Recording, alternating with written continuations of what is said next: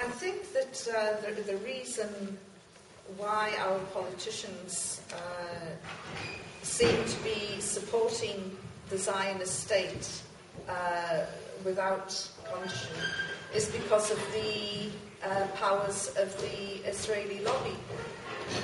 We saw a hint of it in a piece by a document by Peter Oborne recently, in which he was able to pull various strands together to show the money, the power and the influence of the Zionist lobby on the British Parliament, which was quite alarming. I think we're all aware of AIPAC in Washington, and you know, when they're at their annual convention, there are tens of thousands of Zionist lobbyists there, and they are hugely influential.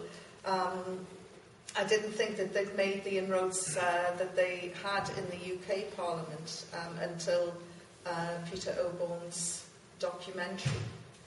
And I know you addressed the question to Mick, but the Arab leaders are a waste of time. You know, they just sway and belly dance in front of America, delivering whatever America wants on a plate, and it's a very bizarre relationship. Mubarak, the Pharaoh of Egypt, is now busy preparing for a coronation to hand power to his son. The one thing that America has shown is that it is not interested in democracy in the Arab world at all, and is quite happy to keep these belly dancing Arabs installed in power, and they also spend a lot on arms as well. Yeah, and that's on the fair and democratic election, for example. Yet to be decided on. Well, it's. I remember George Galloway telling the tale of Henry Ford when the first cars rolled off the production line. And he said, everybody can have a car, you can have any colour you want as long as it's black. And it's like, you know, any democracy you want as long as it's our democracy or our style of democracy. And this is something that's routinely ignored by a lot of people, that Hamas was democratically elected.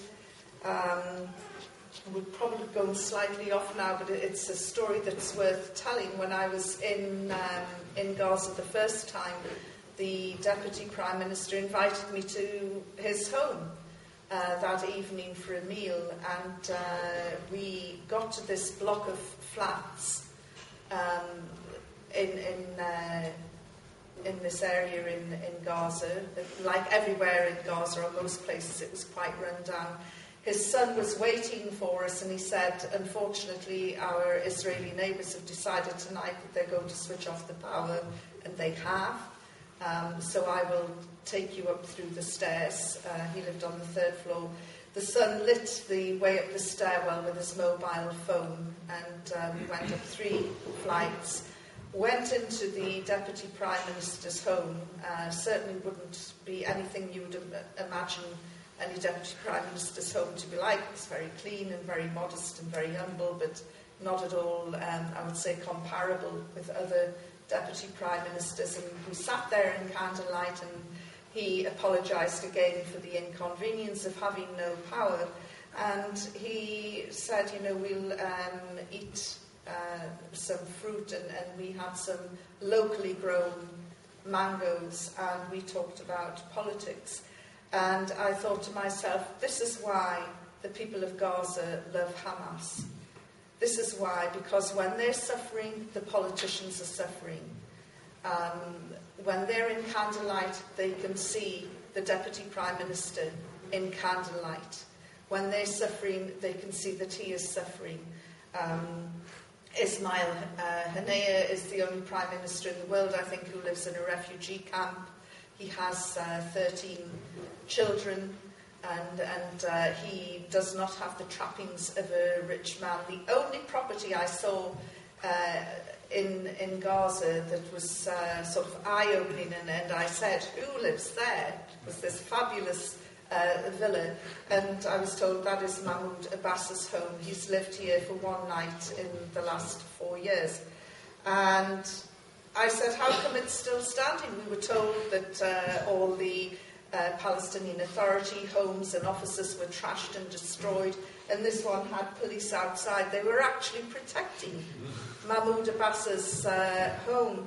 And when I returned after Operation Cast Lead, and just when you thought things couldn't get worse, they did. Every house had cracks in the windows, scars, and some houses were no longer there. Not a scratch on Mahmoud Abbas's villa.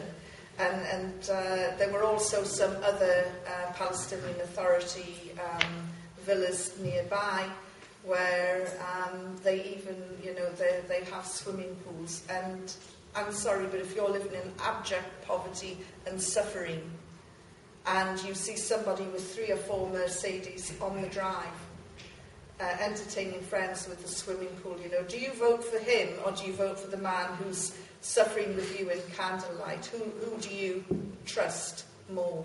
And that's probably one of the reasons that Hamas was swept to power. Whether it will happen again, I don't know. The Palestinians in Gaza,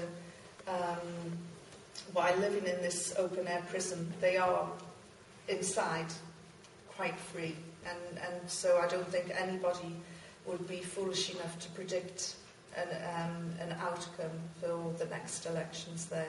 They'll vote for who they want to vote for. And at least they'll be free to do that.